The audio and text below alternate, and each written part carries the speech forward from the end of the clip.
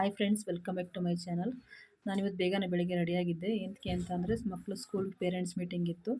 FA2 test ಆಗಿತ್ತು, ಅದರದ್ದು ರಿಸಲ್ಟ್ಗೆ ಹೇಳ್ಬೇಕಿತ್ತು. ಮತ್ತು ಮಕ್ಕಳಿಗೆ ಫೀಸ್ ಪೇ ಮಾಡಬೇಕಿತ್ತು, ಸೆಕೆಂಡ್ ಇನ್ಸ್ಟಾಲ್ಮೆಂಟ್ದು. ಅದಕ್ಕೆ ಸ್ಕೂಲ್ ಹತ್ರ ಹೋಗಿದ್ದೆ. ಸೊ ಅವ್ರ ಕ್ಲಾಸ್ ಮೇಡಮ್ನ ಸ್ವಲ್ಪ ಭೇಟಿಯಾಗಿ ಅವರು ಟೆಸ್ಟ್ ಬರೆದಿದ್ದ ಪೇಪರ್ನೆಲ್ಲ ಸ್ವಲ್ಪ ನೋಡಿಕೊಂಡು, ಪರವಾಗಿಲ್ಲ ತುಂಬ ಚೆನ್ನಾಗಿ ಓದ್ತಿದ್ದಾರೆ. ನಂತರ ಪ್ರಿನ್ಸಿಪಲ್ ಮೇಡಮ್ನ ಭೇಟಿಯಾಗಿ ಫೀಸ್ನ ಪೇ ಮಾಡಿ ಬಂದೆ. ನೆಕ್ಸ್ಟು ಒಂದು ಅಡುಗೆ ಮಾಡೋಣ ಅಂತ ಅಂದ್ಕೊಂಡು ಚಿಕನ್ ತೊಗೊಂಬಂದೆ. ಬರ್ಬೇಕಾದ್ರೆ ಚಿಕನ್ ಸುಕ್ಕ ರೆಸಿಪಿ ತುಂಬ ಚೆನ್ನಾಗಿ ಬಂತು ನೋಡಿ, ಅದನ್ನು ಶೇರ್ ಮಾಡಬೇಕು ನಿಮ್ಮ ಜೊತೆಲಿ ಅಂತ ಅಂದ್ಕೊಂಡು ನನ್ನ ಲಾಗ್ನ ಸ್ಟಾರ್ಟ್ ಮಾಡ್ತಿದ್ದೀನಿ. ನೋಡಿ, ಚಿಕನ್ ಸುಕ್ಕ ತುಂಬ ಚೆನ್ನಾಗಿತ್ತು. ನನ್ನ ಮಗ ಅಂತೂ ತುಂಬ ಇಷ್ಟಪಟ್ಟು ತಿಂತಾಯಿದ್ದ. ಅದಕ್ಕೆ ಏನೇನು ಬೇಕು ಅಂತ ನೋಡ್ಕೊಂಬರೋಣ ಬನ್ನಿ. ಚಕ್ಕೆ ಒಂದೆರಡು, ಲವಂಗ, ಸ್ವಲ್ಪ ಮೆಂತ್ಯ, ಸ್ವಲ್ಪ ಸೋಂಪು ಕಾಳು, ಜೀರಿಗೆ ಮತ್ತು ಬೇಡಿಗೆ ಮೆಣಸಿನ್ಕಾಯಿ ಬೇಕು. ಒಂದು 12 ಬೇಡಿಗೆ ಮೆಣಸಿನ್ಕಾಯಿ, ಶುಂಠಿ ಮತ್ತು ಬೆಳ್ಳುಳ್ಳಿ, ಸ್ವಲ್ಪ ಈರುಳ್ಳಿ. ಒಗ್ಗರಣೆಗೆ ಸ್ವಲ್ಪ ಈರುಳ್ಳಿ ಜಾಸ್ತಿನೇ ಹಾಕ್ಕೋಬೇಕು. ಮತ್ತು ಹಸಿ ತೆಂಗಿನಕಾಯಿ ತುರಿದಿಟ್ಕೊಂಡಿರೋ ಅಂಥದ್ದು. ಇವಾಗ ಯಾವ ರೀತಿ ಮಾಡೋದು ಅಂತ ನೋಡ್ಕೊಂಬರೋಣ ಬನ್ನಿ. ಗ್ಯಾಸ್ ಹಚ್ಕೊಂಡು ಬಾಣಲಿನಲ್ಲಿ ಇದನ್ನೆಲ್ಲ ಫ್ರೈ ಮಾಡ್ಕೋಬೇಕು. ಜೀರಿಗೆ, ಒಂದೆರಡು ಕಾಳು ಮೆಂತ್ಯ, ಒಂದೆರಡು ಕಾಳು ಸೋಂಪು, ಚಕ್ಕೆ ಮತ್ತು ಲವಂಗ, ಇದನ್ನೆಲ್ಲನೂ ಚೆನ್ನಾಗಿ ನೀಟಾಗಿ ಹುರ್ಕೊಬೇಕು. ಗಮ್ ಅಂತ ಸ್ಮೆಲ್ ಬರುತ್ತೆ, ಅಲ್ಲಿವರೆಗೂ ಚೆನ್ನಾಗಿ ಹುರ್ಕೋಬೇಕು. ಇದಕ್ಕೆ ಸ್ವಲ್ಪ ಧನ್ಯ ಅಂದರೆ ಕೊತ್ತಂಬರಿ ಅಂತಾರಲ್ಲ, ಧನ್ಯ, ಅದನ್ನು ಹಾಕ್ಕೋಬೇಕು.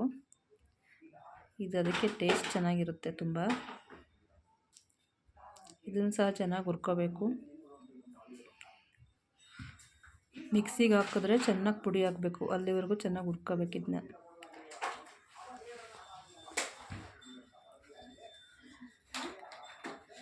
ಇದೆಲ್ಲ ಚೆನ್ನಾಗಿ ಹುರ್ಕೊಂಡು ಇದಕ್ಕೆ ಬೇಡಿಗೆ ಮೆಣಸಿನ್ಕಾಯಿನ ನಾನು ಬಿಸಿಲಿನಲ್ಲಿ ಒಣಗಿಸಿ ಇಟ್ಕೊಂಡಿದ್ದೀನಿ. ಬಿಸಿಲಿನಲ್ಲಿ ಒಣಗಿಸಿ ಇಟ್ಕೊಂಡ್ರೆ ತುಂಬ ಚೆನ್ನಾಗಿ ಪುಡಿ ಆಯ್ತದೆ. ಈ ರೀತಿ ಒಲೆ ಮೇಲೆ ಹುರಿದ್ರೆ ಅಷ್ಟು ಚೆನ್ನಾಗಿ ಪುಡಿ ಆಗೋಲ್ಲ. ಅದಕ್ಕೆ ಸ್ವಲ್ಪ ಹೊತ್ತು ಬಿಸಿಲಿನಲ್ಲಿ ಒಣಗಿಸಿ ಇಟ್ಕೋಬೇಕು.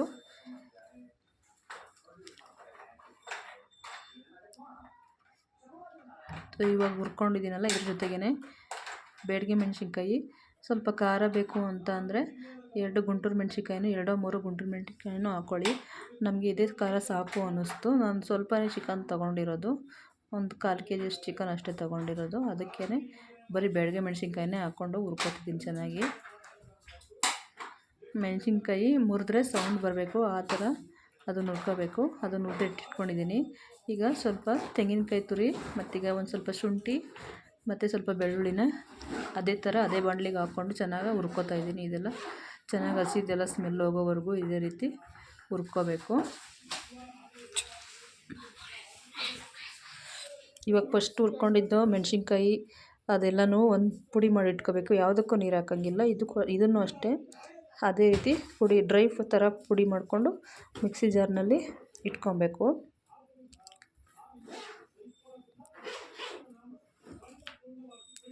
ತುಂಬ ಟೇಸ್ಟಾಗಿರುತ್ತೆ ಇದು ಕಾಯಿ ತುರಿ ಹಾಕೋದ್ರಿಂದ. ಈಗ ಹೇಗೆ ಮಾಡೋದು ಅಂತ ನೋಡ್ಕೊಂಬರೋಣ. ಅದೇ ಬಾಣಲಿಗೆ ಸ್ವಲ್ಪ ಎಣ್ಣೆ ಜಾಸ್ತಿನೇ ಹಾಕ್ಕೊಂಡು, ಎಣ್ಣೆ ಕಾಯ್ದ ನಂತರ ಇದಕ್ಕೆ ಈರುಳ್ಳಿ ಸ್ವಲ್ಪ ಒಂದು 3-4 ಹಚ್ಕೊಂಡಿರಬೇಕು. ಯಾಕಂದರೆ ಸುಕ್ಕ ತುಂಬ ಟೇಸ್ಟಾಗಿ ಆಗಬೇಕು ಅಂದರೆ ಈರುಳ್ಳಿ ಸ್ವಲ್ಪ ಜಾಸ್ತಿಯಾಗಿ ಹಾಕ್ಕೋಬೇಕು. ಎಣ್ಣೆ ಕಾಯ್ದ ನಂತರ ಈಗ ಸಣ್ಣದಾಗಿ ಹಚ್ಕೊಂಡಿರೋ ಅಂಥ ಈರುಳ್ಳಿನೆಲ್ಲನೂ ಇದಕ್ಕೆ ಸೇರಿಸ್ಕೊಂಡು ಎಣ್ಣೆಯಲ್ಲಿ ಚೆನ್ನಾಗಿ ಫ್ರೈ ಮಾಡ್ಕೋಬೇಕು. ಯಾವ ಥರ ಅಂದರೆ ಗೋಲ್ಡನ್ ಬ್ರೌನ್ ಕಲರ್ ಬರಬೇಕಿದು. ಚೆನ್ನಾಗಿ ಹುರಿದು ಬ್ರೌನ್ ಕಲರ್ ಬರಬೇಕು, ಅಲ್ಲಿವರೆಗೂ ಚೆನ್ನಾಗಿ ಇದನ್ನು ಬಾಡಿಸ್ಕೊಬೇಕು.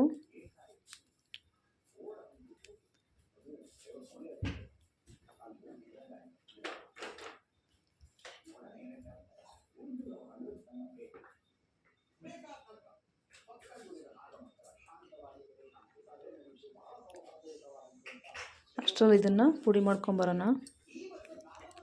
ನೋಡಿ, ಇಷ್ಟು ಸಾಕಿದು, ತುಂಬ ಚೆನ್ನಾಗಿ ಫ್ರೈ ಆಗಿದೆ.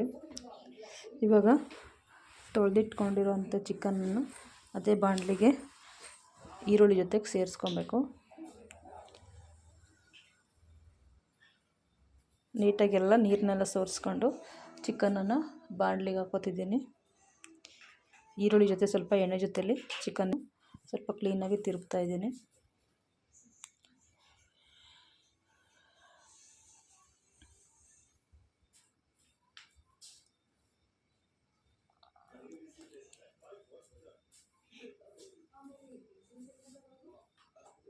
ಮತ್ತು ಇದಕ್ಕೀಗ ಸ್ವಲ್ಪ ಅರಿಶಿನ ಮತ್ತು ಉಪ್ಪನ್ನು ಹಾಕಿ ಚೆನ್ನಾಗಿ ಅದನ್ನು ತಿರುಗಿಸ್ಕೊಂಡು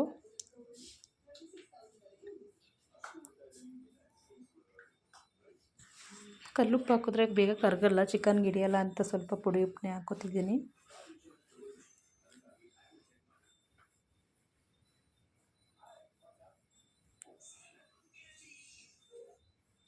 ಅರಿಶಿನನೂ ಹಾಕ್ಕೊಂಡು ಕ್ಲೀನಾಗಿ ಎಲ್ಲನೂ ಚಿಕನ್ ಜೊತೆಲಿ ಉಪ್ಪು ಮತ್ತು ಅರಿಶಿನ ಚೆನ್ನಾಗಿ ಮಿಕ್ಸ್ ಆಗೋವರೆಗೂ ತಿರುಗ್ಕೊಂಡು ಇದನ್ನು ಒಂದು ಪ್ಲೇಟ್ ಮುಚ್ಚಿ ಇಟ್ಕೊಬೇಕು. ಒಂದು ಸ್ವಲ್ಪ ಹೊತ್ತಿದ್ದು ಚೆನ್ನಾಗಿ ಬೇಯಬೇಕು, ಎಲ್ಲ ಚೆನ್ನಾಗಿ ಹಿಡಿಬೇಕಿದು ಚಿಕನ್ನು.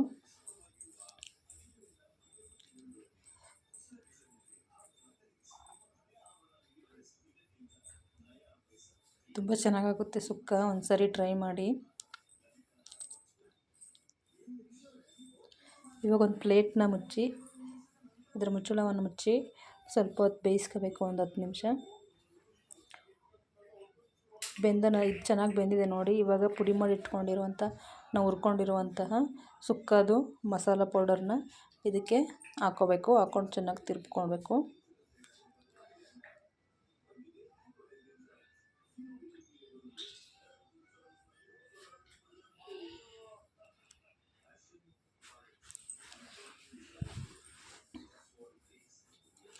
ಇದನ್ನೊಂದು 10 ನಿಮಿಷ, ಒಂದು 2 ಸೆಕೆಂಡ್ ಅದೇ ರೀತಿ ಕೈ ಆಡಿಸ್ಕೊಂಡು ಸ್ವಲ್ಪ ಹೊತ್ತು ಇದನ್ನು ಬೇಯಕ್ಕೆ ಬಿಡಬೇಕು. ಖಾರ ಮಸಾಲೆ ಎಲ್ಲ ಚಿಕನ್ಗೆ ಹಿಡ್ಕೋಬೇಕಲ್ವ, ಅದಕ್ಕೆ ಈ ಥರ ಬೇಯೋದಕ್ಕೆ ಬಿಡಬೇಕು. ನಾನು ಖಾರದ ಮೆಣಸಿನ್ಕಾಯಿ ಹಾಕಿಲ್ಲ, ಗುಂಟೂರು ಮೆಣಸಿನ್ಕಾಯಿ ಹಾಕಿಲ್ಲ, ಬರೀ ಬ್ಯಾಡಗಿ ಮೆಣಸಿನ್ಕಾಯಿ ಹಾಕಿರೋದ್ರಿಂದ ಪೌಡರ್ನ ಎಲ್ಲನೂ ಆ್ಯಡ್ ಮಾಡ್ಕೊಂಡಿದ್ದೀನಿ. ಬೇಕಂದರೆ ಸ್ಟೋರ್ ಮಾಡಿ ಇಟ್ಕೊಬೋದು, ಇರುತ್ತೆ ತಿಂಗಳವರೆಗೂ, ಏನೂ ಆಗೋಲ್ಲ. ಇದು ಯಾವುದೇ ನೀರು ಹಾಕಿರಲ್ವಲ್ಲ, ಅದಕ್ಕೆ ಏನೂ ಆಗಿರಲ್ಲ. ಎಷ್ಟು ಬೇಕೋ ಖಾರಕ್ಕೆ ಅಷ್ಟು ಹಾಕ್ಕೊಂಡು ಮಿಕ್ಕಿದಂಥ ಪೌಡ್ರನ್ನ ಫ್ರಿಡ್ಜ್ನ ಸ್ಟೋರ್ ಮಾಡಿ ಇಟ್ಕೊಬೋದು.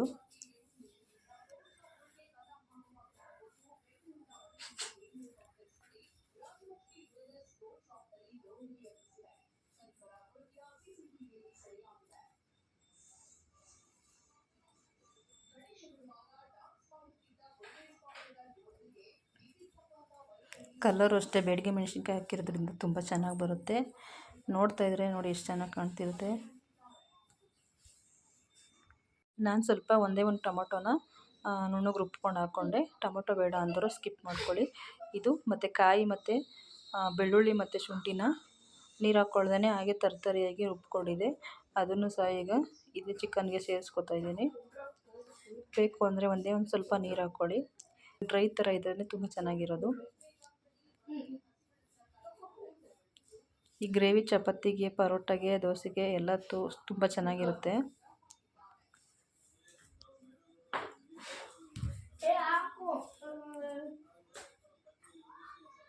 ಇದೊಂದು ಸ್ವಲ್ಪ ಬೇಯಬೇಕೀಗ. ಲಾಸ್ಟಲ್ಲಿ ನೋಡಿ ತುಂಬ ಚೆನ್ನಾಗಿ ಬೆಂದಿದೆ. ಈಗ ಲಾಸ್ಟಲ್ಲಿ ಹಸಿ ಕರಿಬೇವಿನ ಸೊಪ್ಪನ್ನು ರೆಸಿಪಿ ಇಷ್ಟ ಆದರೆ ಶೇರ್ ಮಾಡಿ. Thank you friends.